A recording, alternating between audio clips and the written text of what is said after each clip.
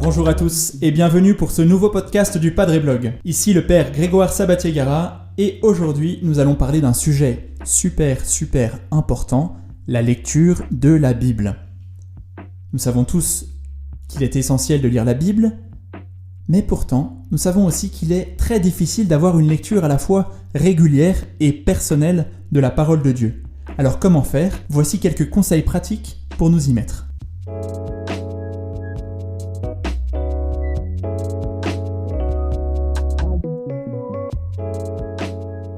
Tout d'abord, cherchons la motivation. Pourquoi lire la Bible ? Il est essentiel pour un chrétien de lire régulièrement la Bible, de faire de la parole de Dieu une vraie nourriture spirituelle. Vous savez, Saint Jérôme disait « Ignorer les Écritures, c'est ignorer le Christ ». Et donc, pour connaître le Christ, il faut connaître les Écritures. On ne peut pas grandir spirituellement sans avoir un rapport assez vivant à la parole de Dieu. On dit souvent qu'en moyenne, les catholiques lisent moins la Bible que les protestants. Et je dois dire que, hélas, ce n'est pas totalement faux. Je vais vous raconter une petite histoire. Quand j'étais encore adolescent, j'ai eu la chance de voyager aux États-Unis et je me souviens que dans la famille qui m'accueillait, j'avais été vraiment surpris et émerveillé de voir que les adolescents autour de moi, non seulement avaient leur Bible, leur propre Bible à eux sur leur table de nuit, mais aussi qu'ils la lisaient régulièrement tous les soirs, et en plus qu'ils aimaient ça. Alors quand je suis rentré en France, je me souviens, je me suis dit que j'étais vraiment très tiède dans la lecture de la Bible. Et alors, j'ai pris la résolution de sortir ma Bible, vous savez, celle qu'on nous a offerte pour la première communion, mais qu'on a toujours laissée soigneusement sur l'étagère. J'ai donc décidé de prendre cette Bible et de commencer à la lire, de tenter l'aventure moi aussi. Et quelques années plus tard, aujourd'hui, je peux vous dire franchement que la lecture régulière de la Bible a transformé ma vie et ma relation au Seigneur. Alors il y a plusieurs manières de s'intéresser à la Bible. On peut d'abord s'intéresser aux histoires, aux grands personnages de la Bible qui sont célèbres et qui ont façonné notre culture, notre civilisation. On peut aussi s'intéresser à la Bible en tant qu'elle contient un certain nombre de vérités sur la vie humaine, et notamment sur la morale, chercher dans la Bible une boussole pour notre vie. On peut enfin, et je crois que c'est là le sens le plus profond, le plus important pour nous, la plus grande motivation, c'est que, en méditant la Bible, nous rencontrons Dieu lui-même. Nous rencontrons Dieu lui-même qui nous parle à travers sa parole. Et ainsi, en lisant la Bible, nous grandissions dans notre relation avec le Seigneur. Ok, nous sommes tous d'accord avec ça. S'il y a bien une bonne résolution à prendre pour cette nouvelle année, c'est de tenter cette grande aventure qu'est la lecture de la Bible. Mais comme toujours avec les activités un peu exigeantes et spirituelles, le plus dur, c'est de s'y mettre, c'est de se décider de commencer. Alors, voici quelques conseils pour ceux qui n'ont pas l'habitude de lire régulièrement la Bible. Conseil numéro 1, la base de la base, pour lire la Bible, il faut une Bible. Alors la question que certains se posent, c'est laquelle choisir ? Y a-t-il des Bibles autorisées et des Bibles non autorisées ? Alors, quelle Bible choisir ? Il existe plusieurs éditions de la Bible qui offrent une bonne traduction et des notes explicatives de qualité. Les plus connues sont la Bible de Jérusalem, la traduction œcuménique de la Bible, la Tob, la Bible Hostie ou encore la traduction liturgique de la Bible. Mais j'ai envie de vous dire, dans un premier temps, la meilleure Bible, c'est surtout celle que vous lirez vraiment. Conseil numéro 2, décisif. Choisir un temps et un lieu pour lire votre Bible. Vous savez tous que si on dit « cette année c'est décidé, je lis la Bible », mais sans préciser quand, ni comment, ni à quel rythme, alors au bout d'une semaine, on aura abandonné notre projet. Il faut donc choisir un temps et une durée de votre journée ou de votre semaine que vous allez bloquer, sanctuariser, programmer pour lire la Bible, pour lire la parole de Dieu. Décidez ce qui vous paraît réaliste pour vous. Pour certains, ce sera 20 minutes chaque jour, le matin, avant de travailler par exemple. Pour d'autres, ce sera une soirée par semaine. Chacun doit trouver son rythme, son propre rythme. Je conseillerais seulement de choisir une durée pas trop brève. De même que quand on lit un roman, on n'aime pas trop lire un paragraphe, refermer le roman et le reprendre la semaine d'après. De même avec la Bible, il nous faut avoir du temps pour rentrer dans la méditation du texte. Ainsi, il faudrait, je pense, pas descendre en dessous de 10 ou 15 minutes pour avoir le temps d'être bien disponible au texte que l'on médite. Ensuite, il faut choisir un lieu. où on sait qu'on sera bien pour lire au calme. Ça peut être votre chambre, votre église, un parc. Le mieux est de rester bien sûr en silence, mais si cela peut vous aider, vous pouvez aussi bien sûr mettre un fond léger de musique instrumentale. Fixer un temps et un lieu pour être avec le Seigneur, il n'y a donc pas mieux pour persévérer dans la méditation de la Bible. Conseil numéro 3. Pour avoir un cadre et se motiver, il est bon aussi de choisir un plan de lecture. Vous pourrez écrire quel livre de la Bible, et même pour être précis, quel chapitre de la Bible vous lirez à quel moment de votre semaine, à quel moment du mois et de l'année.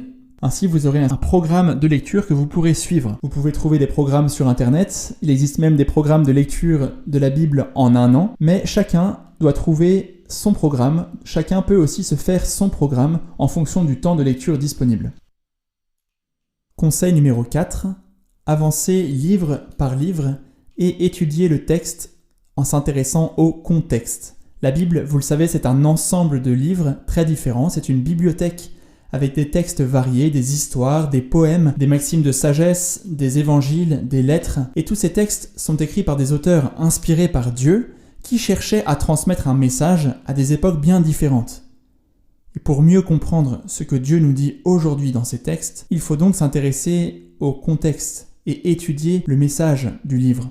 Pour cela, pas de panique, il existe de nombreux outils. Avant chaque livre, vous trouverez dans vos Bibles quelques pages d'introduction qui présentent l'essentiel. Et pour les plus motivés d'entre vous, il existe aussi de nombreux commentaires de la Bible qui peuvent nous aider. Conseil numéro 5, par où commencer? Par quel livre de la Bible commencer? Beaucoup, quand ils veulent lire la Bible, commencent par les premières pages, par le livre de la Genèse. Et pourquoi pas? Mais pour des débutants, moi je conseillerais plutôt de commencer par des textes assez accessibles, qui racontent une histoire et qui vont aussi à l'essentiel de la foi, du message chrétien. Pour cela, je vous conseillerais donc de commencer par les évangiles et les actes des apôtres. Et au fur et à mesure que vous prendrez vos marques, d'aller explorer aussi l'Ancien Testament, parfois un peu plus déroutant, en commençant par exemple par les premiers livres de la Bible, le Pentateuque, de la Genèse au Deutéronome, ou encore par les psaumes qui rassemblent de magnifiques prières. Conseil numéro 6, concrètement maintenant, qu'est-ce qu'il faut faire quand je lis la Bible? Tout d'abord, fuir les distractions, en mettant son téléphone portable en mode avion. Ensuite, commencer par une courte prière pour se mettre en présence de Dieu et demander son aide. Seigneur, viens me donner ton Esprit Saint, éclaire mon cœur à ta parole, pour que mon intelligence puisse te chercher et te trouver. Ensuite, vous pouvez commencer la lecture en allant lentement, en cherchant à comprendre le sens du texte. De quoi parle cette histoire? Quel est l'enjeu spirituel? Comment Dieu est-il présenté dans ce texte? Comment Jésus nous fait connaître qui est Dieu?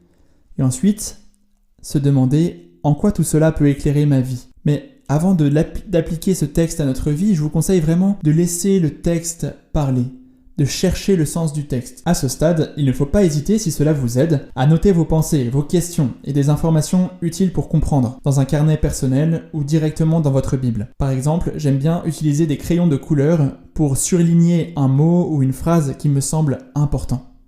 Prenons un petit exemple. La célèbre parabole du bon samaritain, Luc chapitre 10, versets 25 à 37.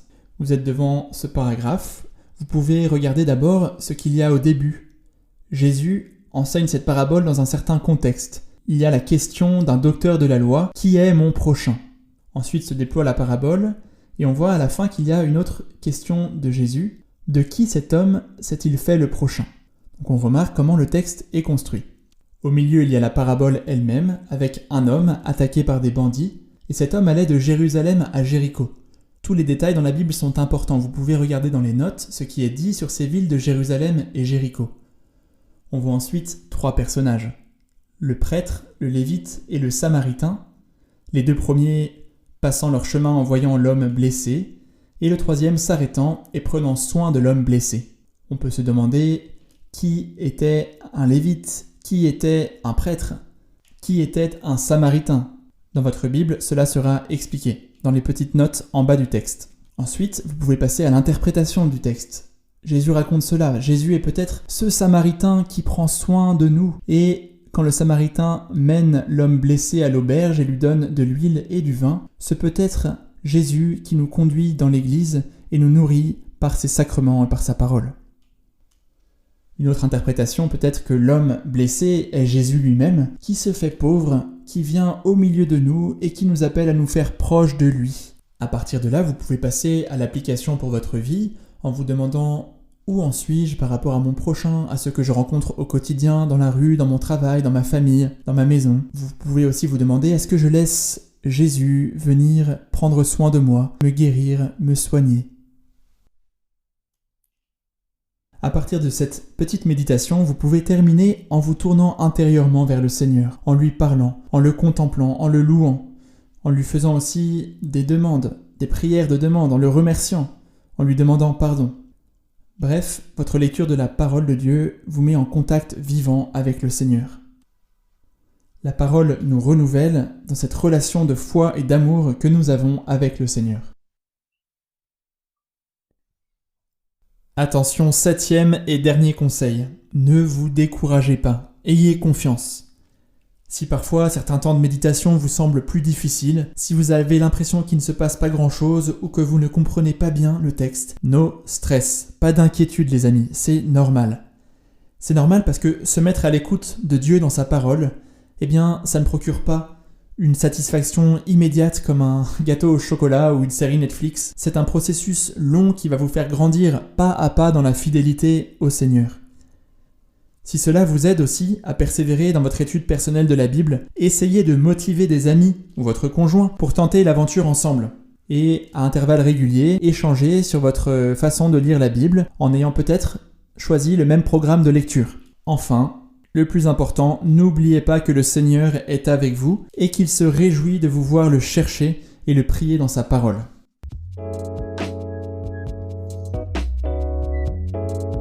C'est la fin de ce podcast, merci de l'avoir écouté. Continuez à nous poser vos questions sur les réseaux sociaux, abonnez-vous pour ne manquer aucun de nos prochains contenus et moi je vous dis à très bientôt. Que Dieu vous bénisse.